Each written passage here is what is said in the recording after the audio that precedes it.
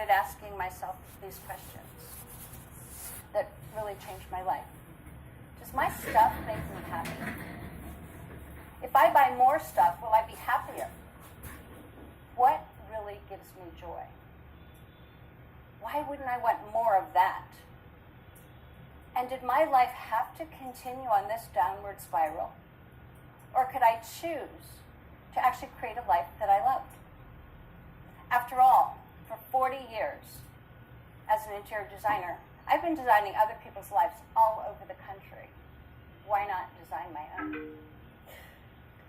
In December 2015, at a Christmas party in my home, a gentleman asked, "Rita, how much longer are you going to live in this big house by yourself?" I said, "Oh, in 1 year from now, I'm going to be living in a small apartment in Center City, Philadelphia." I have no idea where those words came from. But in that moment, I realized that my words created a future that I would live into. January 2016, I sat on the living room floor of my big home.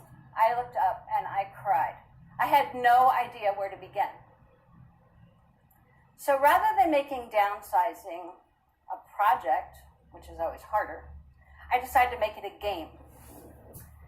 So I called family and friends, many of them are here right now, and enrolled them in the possibility of helping me attack just one area of my home at a time for just 4 or 5 hours on a Saturday or Sunday.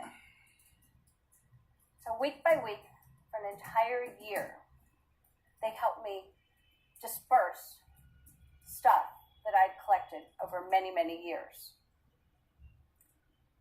Downsizing is not without emotions.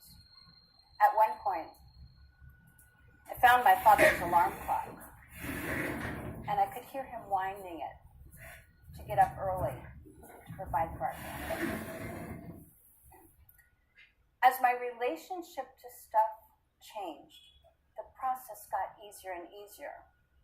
And what I realized was, things didn't make me happy.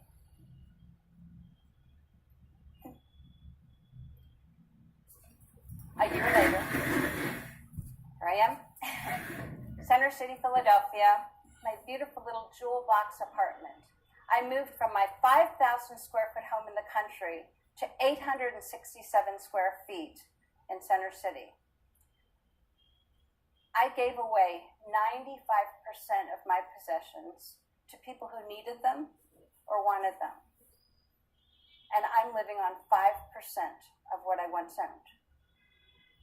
I have all I want and all I need, and I've never been happier. I'm living that simple, joy-filled life that I experienced in Senegal. I'm living in alignment with what matters most to me. More time with family and friends.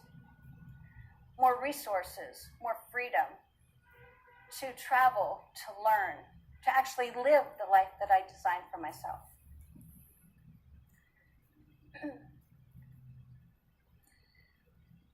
A ripple effect of downsizing is that I also downsized my company's work week for a better work-life balance. We now work 3 days and we play 4. And, why didn't I do that sooner? And we actually grew the company by 27% last